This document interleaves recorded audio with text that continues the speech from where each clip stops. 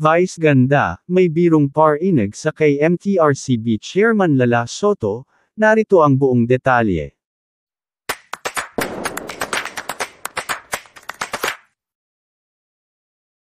Maglayo na tayo baka another 12 days yan. Ito ang naging pabirong hirit ng It's Showtime host na si Vice ganda nang ipakita nila ng kanyang partner na si Ayon ang kanilang couple shoes sa episode kahapon Lunes October 30.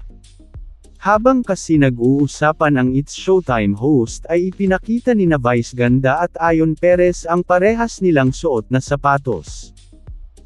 Nakakahiya naman yung sapatos natin. Baka sabihin nakaano tayo, couple shoes sa ad ni Vice ganda. Diyos ko na-achieve ko din yung couple shoes, kala ko lilipas ang panahon di ko maa-achieve yung couple shoes, hirit pa nito. O maglayo na tayo baka another 12 days yan, pabirong pa niya habang papalayo kay Ayon. Dito nga ay nagtawanan ang mga co-host nito at pati ang mga live audience dahil sa tila parinig ni Vice sa MTRCB dahil ang tinutukoy dito ni Vice ay ang 12 days na suspension na ipinataw sa kanilang show ng MTRCB.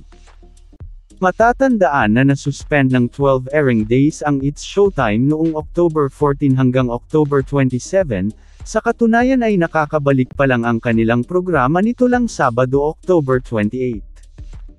Tila hindi pa rin nga makamove on dito ang komedyante sa parusa sa kanila ng ahensyang MTRCB at naniniwala pa rin ang mga ito na walang anumang nalabag na batas o ginawang mali ang dalawa para patawan ng suspension.